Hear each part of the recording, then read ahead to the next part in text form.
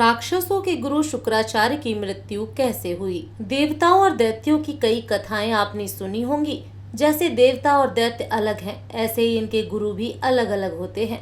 ठीक उसी प्रकार देवताओं के गुरु बृहस्पति हैं और वहीं दूसरी तरफ दैत्यों के गुरु शुक्राचार्य हैं। शुक्राचार्य महर्षि भृगु के पुत्र थे और वहीं बृहस्पति के पिता ऋषि अंगिरस थे। शुक्राचार्य के पिता ने उन्हें ऋषि अंगिरस के पास विद्या अध्ययन के लिए भेज दिया।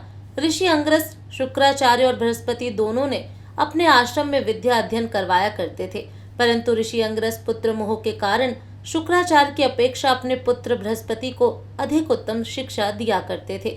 शुक्राचार्य ये बात समझ चुके थे कि उनके साथ भेदभाव किया जा रहा है, जिसके बाद शुक्राचार्य ने अंगिरस का आश्रम छोड़कर गौतम ऋषि के आश्रम में जाकर उनसे विद्या दान करने की प्रार्थना करने लगे। तभी ऋषि गौतम शुक्राचार्य को समझाते हैं कि सबके गुरु एकमात्र भगवान शिव हैं, अतः तुम्हें उनकी शरण में जाना चाहिए और उनकी आराधना करनी चाहिए। इस संसार की समस्त विद्या और यहाँ तक कि मृत संजीवनी का ज्ञान भी सिर्फ भगवान शिव ही दे सकते हैं। अपने गुरु का आदेश मानकर उनकी आज्ञा लेकर शुक्राचार्य ने गोमती नदी के तट पर भगवान शिव की कई वर्षों तक तपस्या की, जिसे भगवान शिव ने प्रसन्न होकर उन्हें दर्शन दिए और मृत संजीवनी विद्या का दान दे दिया और चेतावनी देते हुए ये भी कहा, कभी भी इसका दुरुपयोग मत करना। उधर जब बृहस्पति की शिक्षा पूर्ण हो गई तो देवराज इंद्र ने उन्हें देवताओं का गुरु नियुक्त कर दिया। जैसे ही शुक्राचार्य को इस बात का पता चलता है तो उन्होंने अपने मन में दैत्यों का गुरु बनने की बात ठान ली, और जब दैत्यों के राजा बलि को इस बात का पता चला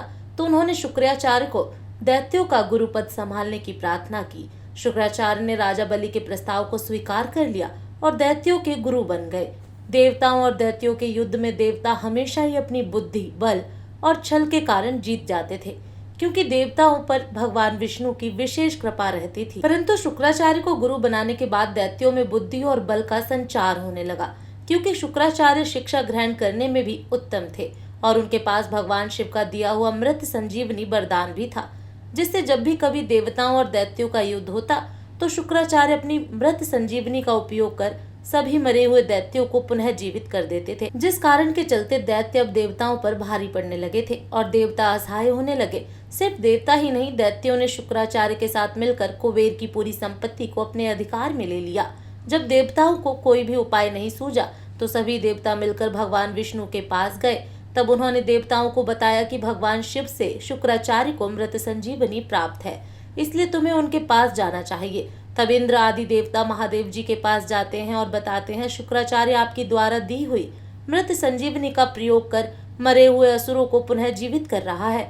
भगवान शिव शुक्राचार्य को मृत संजीवनी का गलत प्रयोग करते देख क्रोधित हो गए और क्रोध में भरकर शुक्राचार्य को ढूंढने लगे।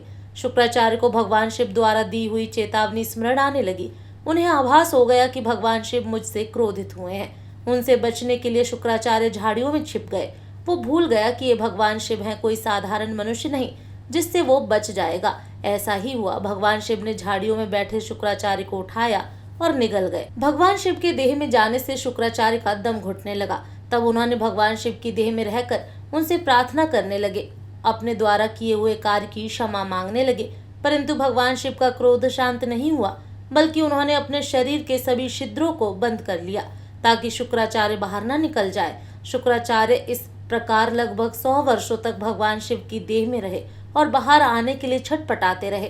परंतु एक दिन शुक्राचार्य ने मौका पाकर अतिहु शुक्ल कांति के रूप में बाहर निकल गए। भगवान शिव ने जैसे ही शुक्राचार्य को अपने सामने खड़ा पाया तो उनका क्रोध फिर भड़क गया और वह उन्हें मारने के लिए दौड़ने लगे। शुक्राचार्य जी तब भगवान शिव से बचने के लिए देवी पार्वती के चरणों में गिर अपनी रक्षा की विनती करने लगे। तब देवी पार्वती भगवान शिव से बोली, इनका जन्म अब आपकी देह से हुआ है, अभी आपके पुत्र के समान है, अब आप इनका वध नहीं कर सकते। इस प्रकार देवी पार्वती और भगवान शिव का आशीर्वाद लेकर शुक्राचार्य और अत्यंत तेजस्वी बन गए, जिसके बाद उन्होंने प्रियव्रत की पुत्री से उनका विवाह किया गया, जिससे उन्हें 4 पुत्रों की प्राप्ति हुई। इन्होंने आगे चलकर दैत्यों के उपगुरु पद को संभाला। शुक्राचार्य ने दैत्यों को धर्म सम्मत राज्य करने की शिक्षा दी, जो बाद में शुक्र नीति के नाम से प्रसिद्ध हुई।